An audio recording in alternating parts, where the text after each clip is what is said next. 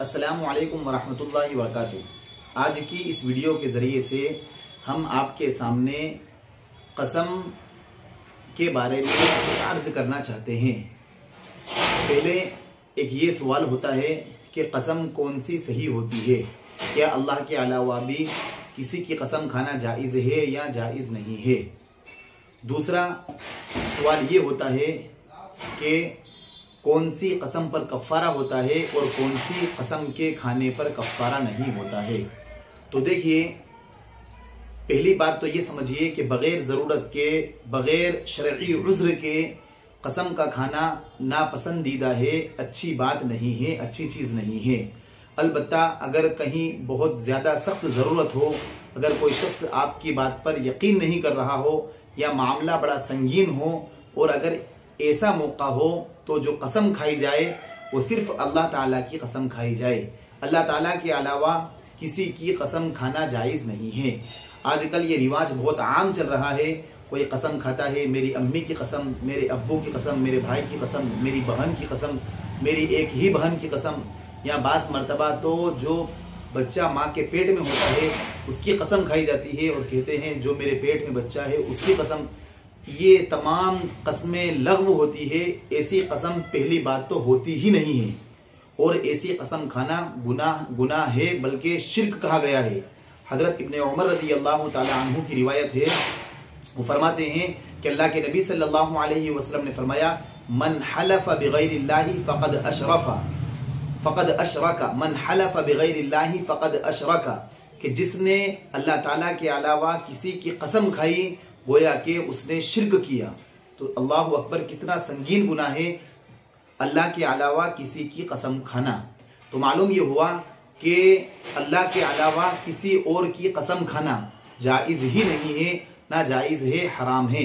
آج کل بہت رواج چل رہا ہے کہ اللہ کے علاوہ دوسروں کی قسم کھائی جاتی ہے، کبھی ماں کی قسم کھائی جاتی ہے، بہن کی قسم کھائی جاتی ہے، باپ کی قسم کھائی جاتی ہے، کاروبار کی قسم کھائی جاتی ہے۔ یہ تمام قسمیں لغو ہوتی ہے۔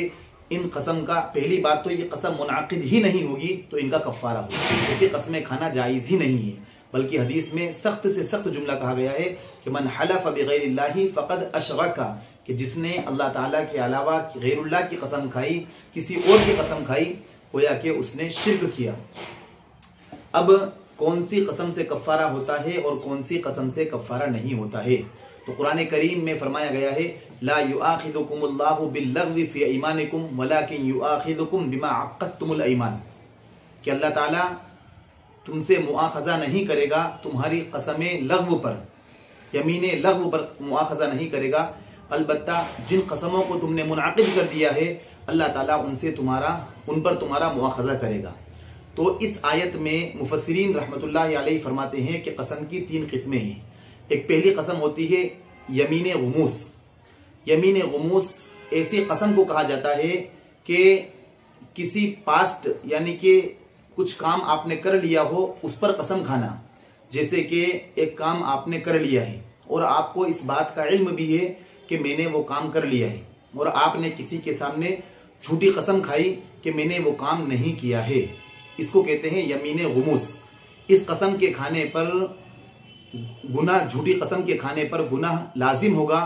اس جھوٹی قسم کھانے پر توبہ استغفار کرنا لازم اور ضروری ہوگا۔ البتہ یمین غموس، اس طرح کی قسم کھانے پر کفارہ نہیں آئے گا۔ جیسے اگر کوئی شخص کسی شخص نے کھانا کھا لیا ہے، اور اگر اس سے کوئی پوچھے تو نے کھانا کھا لیا، تو وہ کہے میں نے کھانا نہیں کھایا ہے، خدا پاک کی قسم میں نے کھانا نہیں کھایا ہے، تو یہ قسم جو ہوئی ہے یہ پاسٹ کے لیے، ماضی کے لیے قسم کھائی گئی ہے۔ ایسی قسم پر کفارہ نہیں ہے، البتہ ایسی جھوٹی قسم کھانے پر توبہ استغفار کرنا ضروری ہوگا، اس کو اللہ تعالیٰ سے توبہ کرنا چاہیے، اور ایسی جھوٹی قسم کھانا گناہ کی بات ہے۔ دوسری قسم ہوتی ہے قسم لغو، یعنی قسم لغو ایسی قسم کا کھانا کہ کوئی شخص کے بارے میں آپ کو معلوم تھا کہ وہ آ گیا ہے، آپ اس کو سچا جان کر کہ وہ آ گیا ہے، حالانکہ وہ شخص نہیں آیا تھا اور آپ نے قسم یہ کھائی کہ وہ آ گیا ہے، اور حقیقتاً میں وہ آیا نہیں ہے، لیکن آپ کو اس بات کا علم تھا کہ وہ آ گیا ہے۔ اس کو کہتے ہیں یمین لغو۔ اس قسم کے کھانے پر بھی کوئی کفارہ لازم نہیں ہوگا۔ اب جو ایک قسم ہے قسم منعقدہ، یمین منعقدہ، اس قسم کے کھانے پر کفارہ لازم ہوتا ہے. اور یمین منعقدہ کہا جاتا ہے کہ آپ فیوچر کے لیے، مستقبل پر کے کام کے لیے کوئی قسم کھائے، کہ کوئی قسم کھائے ایسے کہ میں یہ کام نہیں کروں گا، میں کھانا نہیں کھاؤں گا، یا میں تجھ سے بات نہیں، خدائے پاک کی قسم میں تجھ سے بات نہیں کروں گا. فیوچر کے لیے قسم کھائی تو ایسی قسم کے کھانے سے اگر اس نے اس کو قسم کو توڑ دیا تو اس قسم کے کھانے پر کفارہ لازم ہوگا. تو معلوم یہ ہوا کہ قسم کی 3 قسمیں ہیں، ایک یمین غموس، ایک یمین لغو، ایک یمین منعقدہ. یمین غموس جو ماضی پر قسم کھائی جائے، پاسٹ پر قسم کھائی جائے، اس پہ گناہ لازم ہوتا ہے. جھوٹی قسم کھائی جائے گی تو گناہ لازم ہوگا، توبہ استغفار کرنا ضروری ہوگا.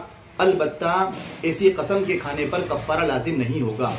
دوسری یمین لغو، جیسا آپ نے کسی شخص کے آنے کو سمجھ لیا کہ وہ آیا ہے، لیکن آپ کو اس بات کا علم ہے کہ وہ آ گیا ہے حالانکہ وہ آیا ہوا نہیں تھا، اور آپ نے قسم کھا لی تھی، اسے کہتے ہیں یمین لغو. اس قسم کے کھانے پر کفارہ لازم نہیں ہوگا.